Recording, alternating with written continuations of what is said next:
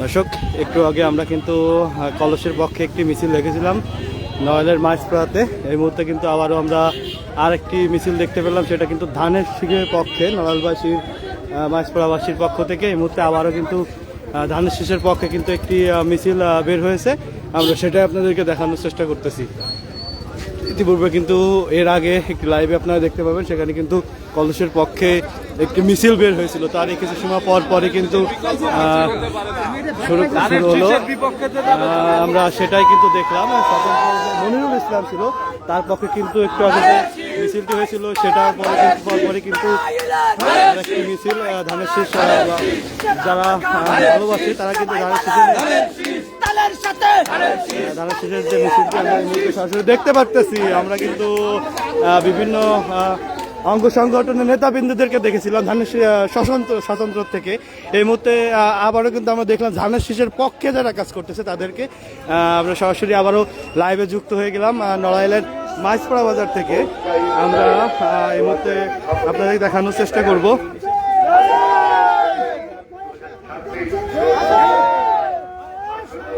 আমরা ঠিক এরই আগে কিন্তু আমি বারবার করে বলছি যে এর আগে কিন্তু আমরা দেখেছি যে একটি কলসের স্বতন্ত্র হয়ে মনিরুল ইসলাম, আলহাজ মনিরুল ইসলাম, তিনি কিন্তু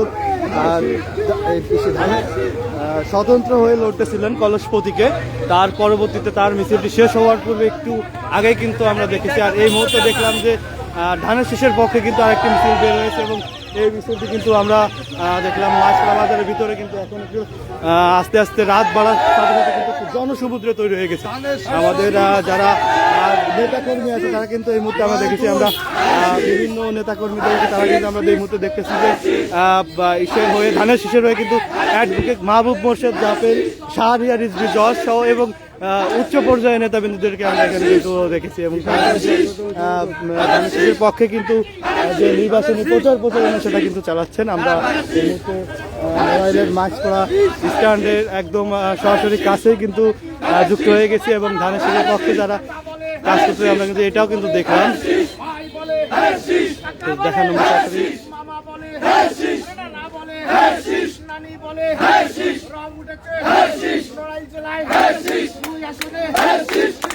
আমরা কিন্তু একটি গণতন্ত্রের মাধ্যমে কিন্তু ভোট চাওয়ার যে প্রক্রিয়া সেটার পাশাপাশি কিন্তু ধানের শীষের পক্ষে এই মুহূর্তে কিন্তু মাঝপাড়া একবারে স্ট্যান্ডে কিন্তু আমরা এই সমাবেশটি দেখেছি, মিছিলটি। তারা কিন্তু খুবই উৎসাহিতভাবে কিন্তু বিএনপির যে নেতাকর্মীরা আছে তৃণমূল পর্যায়ে আমরা কিন্তু তাদেরকেও দেখেছি। তো আমরা আসলে রাজনৈতিক প্যাচ আমরা বুঝে পারলাম না কি হতে চলেছে, আপনারা এটা বিবেচনা করবেন।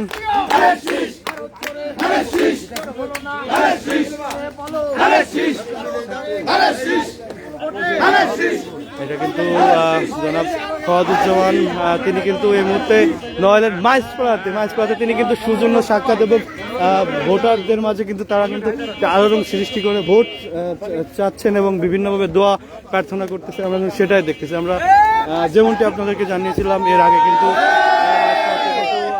একটি মিছিল দেখেছিলাম কলসের পক্ষে, এখন তারপর পরে কিন্তু আমরা দেখলাম যে আবার ধানের শীষের পক্ষে আর একটি মিছিল কিন্তু বের হয়েছে। আমি বুঝি না আসলে মূল বিষয়টি কি হতে চলেছে, তবে এটাই আপনাদেরকে জানানোর চেষ্টা করলাম।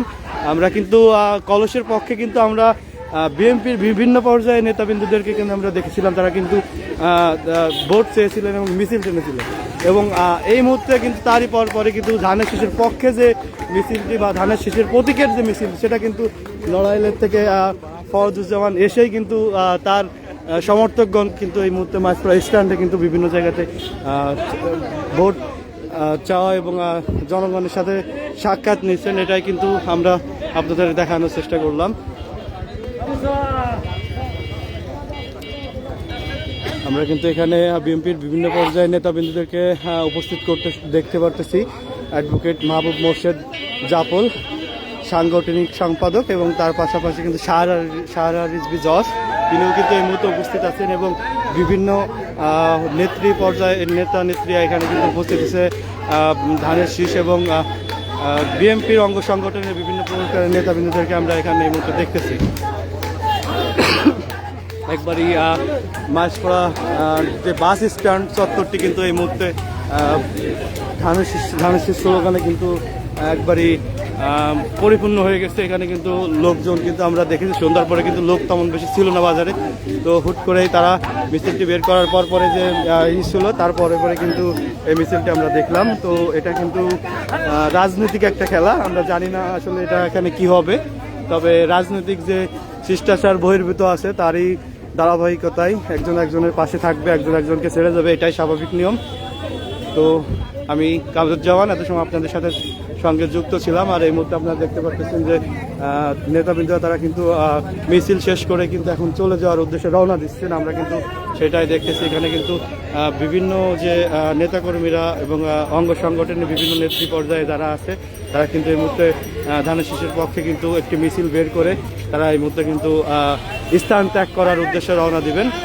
তো আসলে আমরা বলা বাহুল্য যে আমরা দেখেছি যে বিএনপির অঙ্গ সংগঠনের যে নেতাবৃন্দ যারা আছে দলের প্রতি তারা কিন্তু ভালোবাসা রেখেই কিন্তু এই মুহূর্তে যে ধানের শীষের পক্ষে যে মিছিলটি তারা কিন্তু সেটাই দিলেন এবং সেটাই দেওয়ার জন্য কিন্তু প্রস্তুত। এই মুহূর্তে এখানে কিন্তু আমরা দেখলাম যে এর আগে যে কলসের যে প্রতীকটি ছিল সেখানেও কিন্তু আমরা দেখেছিলাম বিভিন্ন